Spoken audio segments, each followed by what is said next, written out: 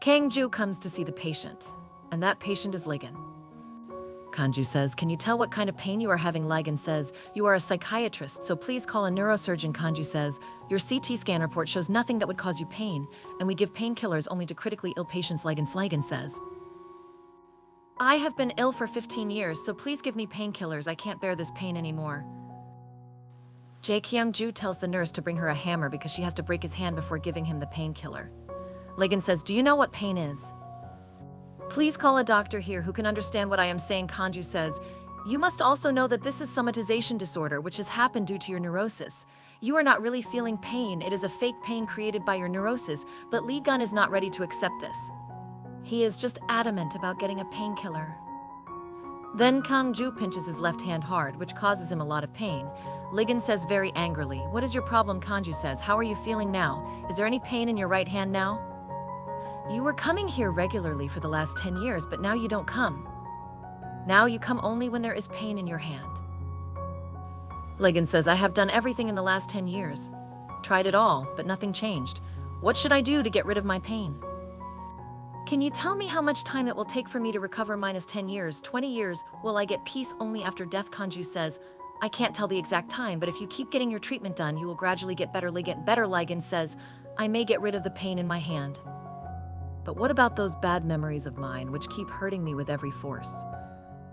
If it were possible, I would have sold my soul to forget those memories." Then Lee Gun starts leaving from there.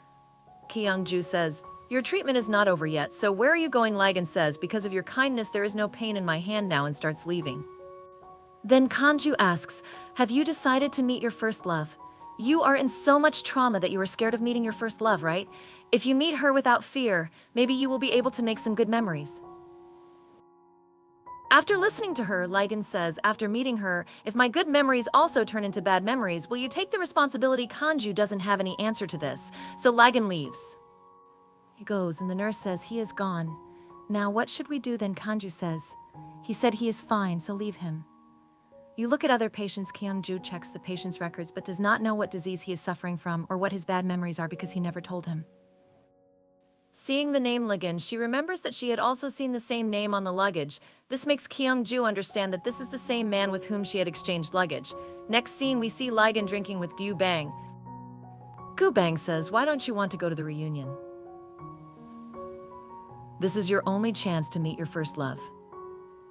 If you miss this chance, then maybe you will never be able to meet her again." Ligon says, "Close your mouth. I told you that I am not going to go. So why are my words not penetrating into your heart? Why are you so afraid of just going? Won't you lose your feelings? I wish I could go to the reunion and make my feelings known."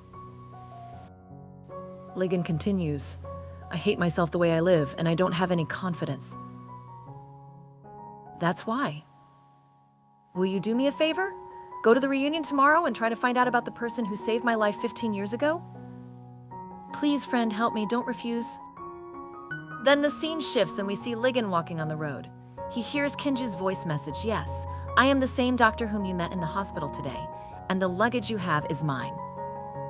I did not call for the luggage so late at night without knowing because of which bad memory you are in trauma. I told you a lot, but I did not reduce the seriousness of your pain. I do not want to be irresponsible by saying the same cliché that with time you will forget everything. That's why if you ever feel upset, come and meet me. You won't be able to forget your bad memories, but you will slowly learn to live with those memories." Hearing this voice message, Ligon feels a little sad and starts crying. Kyung-ju is working in the hospital, and she has to deal with Ligon. A message comes saying, "I will come to the hospital tomorrow morning to give you your luggage." Kanju gets a little happy after seeing this message. The next day, Lee Gun comes to the hospital with Lisun. Lisun gets the invitation card for the reunion and says, "I am very jealous. I was in Australia the whole time, so I don't have any classmates in Korea. Should I come to the reunion and tell everyone that I am your younger brother? This will make your status much better." Ligon tells him to stop his nonsense and snatches the invitation card from him. Lisun says, "You are very strange." Then he gets down from the car and says that he will come and pick him up once he messages him. Then he goes inside the hospital, passing Lee Gun's car. He calls Kang-ju to return the luggage, but she does not pick up the call because Kang-ju has come to meet the director of the hospital. The director says that the future of not only our brain research center but our entire hospital is in your hands if we spend this budget. If we do not secure the Brain Research Center, we will have to close the Brain Research Center. We will not be able to continue our further research. Therefore, keep it in your mind that no mistake should be made today. Listen comes to meet Professor Han. If Listen has any psychological problem, he keeps coming for therapy sessions, but he has forbidden Professor Han from telling this to his family members. Listen sees a file on the table which says bad memory eraser. Professor Han takes the file and says this document is top secret. Listen asks if bad memories can be erased. Is it possible? Professor Han says that we cannot erase bad memories, but there is a way by which those memories can be hidden. Li Xin is quite surprised to hear this. Professor Han leaves and says, I am very busy today, so you leave. Then we see Kanju, who calls Ligon and asks where he is and tells him that she is reaching there with his luggage. When the presentation is about to start in 10 minutes, a doctor is taking the rat on which the experiment was done to the presentation room, but he accidentally slips and falls down, and the box in which the rat was kept also falls down. Due to this, the rat comes out and runs away. Kyung-ju, along with her junior doctor, starts searching for the rat in the entire hospital. More than 10 minutes have passed while waiting for Kanju, so Lee Gun calls her, but she does not pick up because she is busy catching the rat and is almost about to catch it. At the same time, a reflection of light comes on the rat, causing it to get scared and start running out of the hospital. Then Ligon comes there with a car. The rat comes under the tire, due to which the rat loses its life. Seeing this, Kyung-ju is very excited. Lee Gun comes out of the car and sees the rat lying under the tire. He says, "Hey man, what happened? I just got the car washed today." Then he says to Kanju, "Why are you not picking up the phone?" "I was waiting for you for so long," Kyung-ju says. "Can't you see that here someone has lost his life?" Ligon asks, "Was it your rat?" "Look, it is not my fault. This rat suddenly appeared in front of my car. But still, I will set you a vibration, so tell me how much money do you want for this?" Hearing this, Kanju gets angry and she says, "He is a rat, so won't you consider him a living being? What did you say? If you set me a vibration, then tell me how much will you give? For you, he was just a rat, but he was very precious to me. Just like today, he sacrificed his life for a person. Have you ever sacrificed yourself for someone? Have you ever been a special person for someone?" Ligon says, "Are you trying to say that he is more important than me?" "The rat was useful," Kanju says, "what you asked me last time. Do you want the answer? You will never be able to get rid of your bad memories until you die." Kyung-ju picks up the rat and goes inside. Listen also heard whatever Lee Sin had said to Ligon. Listen sees Ligon crying because of Kanju's words. When Kanju comes to give a presentation, she shows him the dead rat and says, "This is rat number 107 on which the experiment was done. It was successful, but it died due to an accident 30 minutes ago. But we had erased all its bad memories, so I am sure that it passed away with its good memories. It sacrificed itself for the happy future of humanity. If you have done this, then don't let its death go like this. We want you to give us another chance. This experiment was successful on a rat, so if you will allow us, then this time we will do this experiment on a human being."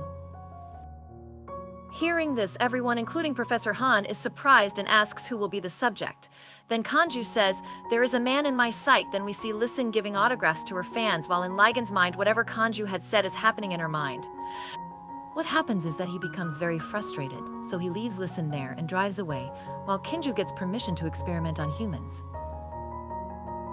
The next day, when Lee Xian comes to the agency, he sees Mr. Hung. He tells C, "I will not renew my contract with this agency." He says this because Mr. Hung keeps insulting his brother.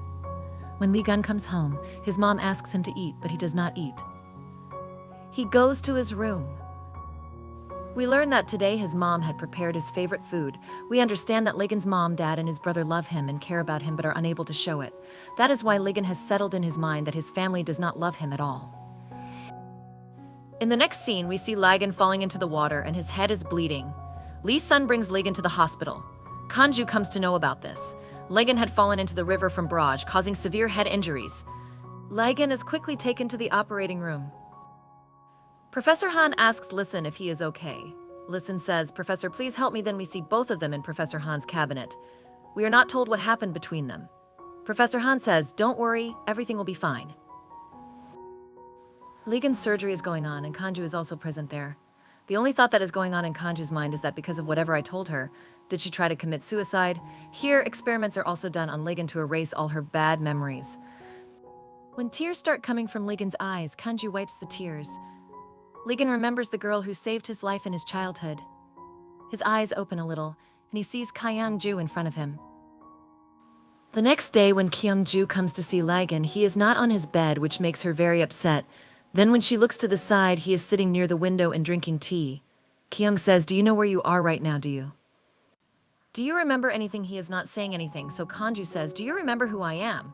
Did you recognize me?" Lagan says, "Yes, I remember. We finally met." Then he takes her right hand, which makes Kyung-ju fond of him. Lagan says, "How are you, my first love?" After hearing this, Kyung-ju becomes more interested, and this is where episode 2 ends. So guys, how did you like this episode? Please tell me by commenting. If you like this video of mine, please like it and subscribe to the channel to see the explanation in the future episodes. I will meet you in the next video. Take care, bye.